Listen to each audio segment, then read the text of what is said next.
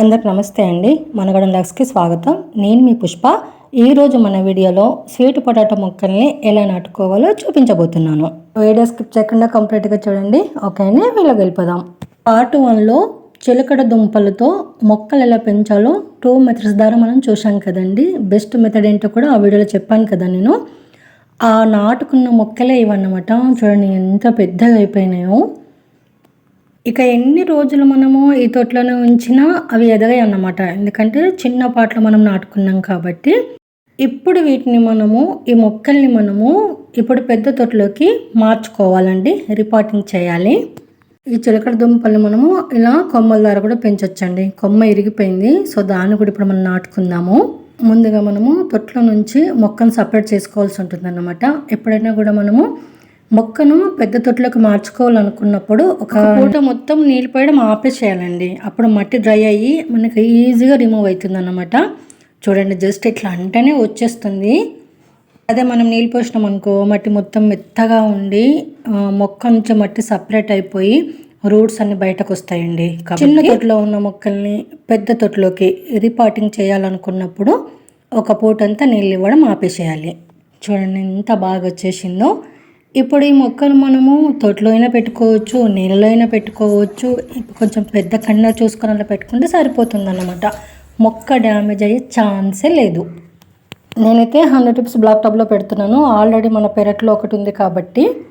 ఇది soil mix అండి. నేను 1 మంత్ బ్యాకే ఈ పాట్లో మొత్తం సాయిల్ వేసేసి రెడీ చేసి పెట్టినా అండి.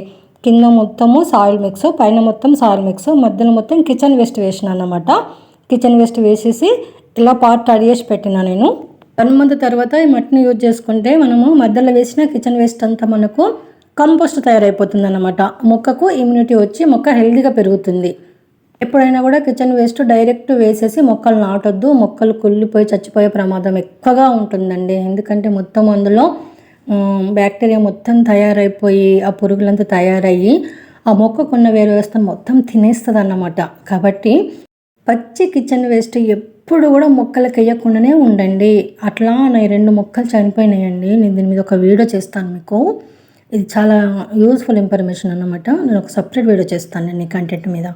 ఇలా కిచెన్ వేస్ట్ చేయకుండా యూజ్ చేయాలి మొక్కలకి అనుకున్నప్పుడు కంప్లీట్గా కంపోస్ట్ అని తయారు చేసుకొని యూజ్ చేయండి. లేదంటే ఈ మెథడ్లో ఒక 1 మంత్ బిఫోరే కింద మొత్తం సాయిల్ వేసేసి, పైన మొత్తం సాయిల్ వేసేసి, మధ్యలో కిచెన్ వేస్ట్ చేసేసి రెడీ చేసి పెట్టండి. 1 మంత్ తర్వాత మంచి కంపోస్ట్ అవుతుందండి.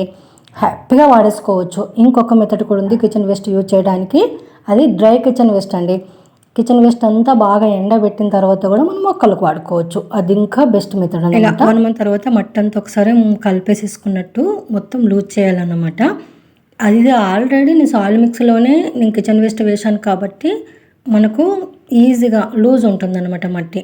అలా గుంతలాగా తీసేసి ఆ గుంతలో మన స్వీట్ పొటాటో మొక్కను పెట్టేసుకోవడమే అండి.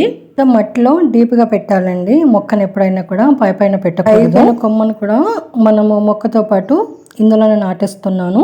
అలా కొంచెం మట్టి లోపలికి పెట్టేస్తే సరిపోతుంది. అలాగే కొంచెం పక్కకు పడితే కూడా అక్కడ రూట్స్ వచ్చేస్తాయండి. చాలా సింపుల్గా పెరిగిపోతుంది స్వీట్ పొటాటో మొక్క అయితే. రూట్స్ వచ్చిన కొమ్మను కూడా మనం కొంచెం మట్టి లోపలికి పెట్టేసి మట్టి మొత్తం చుట్టుముట్టు కవర్ చేసేసేయాలి.